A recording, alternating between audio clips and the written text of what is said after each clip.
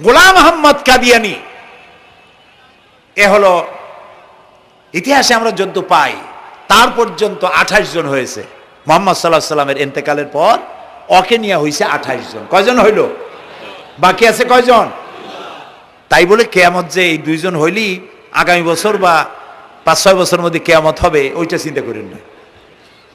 এই পৃথিবীতে একটা লোক আল্লাহ শব্দ উচ্চারণ করার যদি থাকে কিয়ামত সে পর্যন্ত হবে না। সুবহানাল্লাহ। সুতরাং বহুত দেরি আছে কিয়ামতের। তবে ওর মতো আরো শয়তান 2 জন আসবে। গোলাম আহমদ কাদিয়ানী বলল, আমি পয়গম্বর, আমি নবী, আমার উপরে ওহী আসে। তো তার সঙ্গে ওই যুগের বড় আলেম মাওলানা আতাউল্লাহ শাহ বুখারী রহমতুল্লাহ আলাইহি তিনি বললেন, আচ্ছা তুমি যে নবুয়তের দাবি করো এই শক্তি তুমি পাও কই?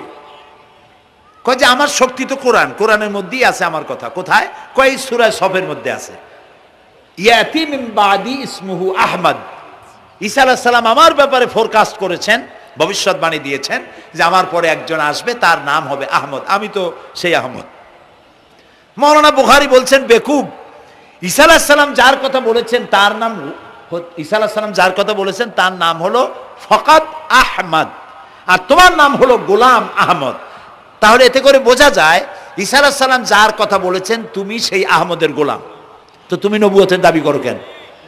গোলাম আহমদ কয় যে হুজুর আমার নামের আগে গোলাম বৈশা একটু সমস্যা হয়েছে, ঠিক, তো গোলামটারে যদি বাদ দেই তাহলে তার আপনি আপত্তি করতে পারেন না আমি আহমদ থাকি আর আপনি আমার উম্মত হয়ে যান। আমি আমার কথা ঈসা আলাইহিস সালাম বলেছেন। মাওলানা বুখারী বলছেন, দেখো তোমার ফতোয়া অনুযায়ী তুমি বলছো নামের প্রথম অংশ বাদ দিয়া শেষের অংশ নিয়ে তোমার উপর ঈমান আনতে, তাহলে আমার নাম আতা আল্লাহ, তোমার ফতোয়া অনুযায়ী আমার নামের প্রথম অংশ বাদ দিলাম, আতা গেছে, থাকছে আল্লাহ, আর আল্লাহ হয়ে বলছি তোর মতো গাধারে আমি নবুয়ত দেই নেই। এরপর এই শয়তানের মউত হলো কোথায়? বলেন কোথায়? পায়খানার ভিতরে। এই কাদিয়ানীরা, গোলাম আহমদ কাদিয়ানী কাফের, ওরে যারা নবী বলে মানে তারাও কাফের। প্রিয় ভাই সব, পৃথিবীর 48টি মুসলিম দেশ কাদিয়ানীদেরকে নন মুসলিম মাইনরিটি হিসাবে ঘোষণা দিয়েছে রাষ্ট্রীয়ভাবে। সৌদি গভর্নমেন্ট আইন পাশ করেছে কিয়ামত পর্যন্ত কাদিয়ানীরা মক্কা মদিনায় প্রবেশ করতে পারবে না। বিগত 100 বছরের ভিতরে কোন কাদিয়ানী মক্কা মদিনায় ঢুকতে পারে নাই। আজকে বাংলাদেশে খতমে নবুয়তের আন্দোলন নতুন কিছু নয়, দীর্ঘদিন থেকেই উপমহাদেশে খতমে নবুয়তের আন্দোলন চলছে।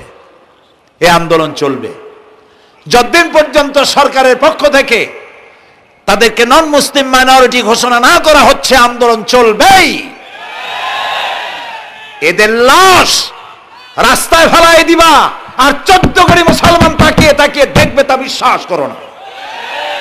খতমে নবুয়তের আন্দোলন যারা করেন, এই জাতির 14 কোটি মুসলমানের সমর্থন তাদের পেছনে রয়েছে। কাজী তাদের ব্যাপারে উচ্চবাচ্য কথা বলতে গিয়ে ব্যারিস্টার হন, আইনজীবী হন, যেই হন, খতমে নবুয়তের আন্দোলন যারা করে তাদের ব্যাপারে কথা বলতে গিয়ে মুখ সামনে কথা বলবেন। এদেশের মানুষ শহীদ হয়ে যাবে, কাদিয়ানীদেরকে বরদাস্ত করবে না। আমাদের দেশে হিন্দু, থামুন, আমাদের দেশে হিন্দু, খ্রিস্টান, বৌদ্ধ আমাদের দেশের নাগরিক অধিকার ভোগ করে না? আমাদের সমান নাগরিক অধিকার তারা ভোগ করে। কাদিয়ানীরাও হিন্দু খ্রিস্টানদের মতো নন মুসলিম মাইনরিটি হিসেবে এদেশে বসবাস করে নাগরিক সুবিধা ভোগ করবেন, কোনো অসুবিধা নাই।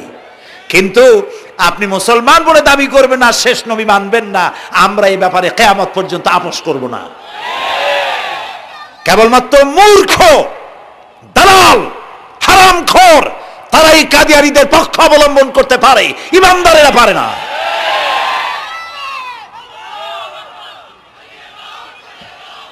কাদিয়ানীরা যে সব মসজিদ তৈরি করে, এগুলি মসজিদ নয়, এগুলি উপাসনালয়।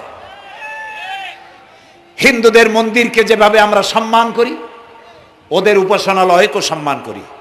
কিন্তু কাদিয়ানীরা যতদিন মুসলমান নামের পরিচয় দিতে থাকবেন, আমরা আমাদের অধিকার আদায়ের জন্য সুশৃঙ্খলভাবে গণতান্ত্রিক পদ্ধতিতে আমরা এই অধিকার আদায়ের চেষ্টা করব। খতম নবুয়তের আন্দোলন কোনো রাজনৈতিক আন্দোলন নয়, এটি আমাদের ইমানের আন্দোলন। যারা আন্দোলন করতেছেন তারা আমাদের ফরজে কিফায়ার দায়িত্ব পালন করছেন।